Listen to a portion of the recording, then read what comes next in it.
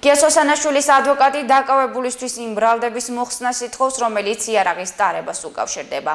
სოსო ჯოგლიძე ამბობს, რომ ყოფილ პოლიციას ტარების უფლება ჰქონდა და ამის დამადასტურებელი საფუძვით არსებობს. სოსანაშვილის საქმე ორ წარმოებად თბილისსა და გორის საქალაქო სასამართლოებში განიხილება. იარაღის საქმეს გორში განიხილავენ. სწორედ ამ ეპიზოდის ბათილად ცნობას ითხოვს ადვოკატი მან. აღნიშნულთან დაკავშირებით განცხადება დღეს პორტალ კვირას პრეს-კლუბში გააკეთა. Საკუთრივ ბრალდება ვერ აბავს თავს მის მიერ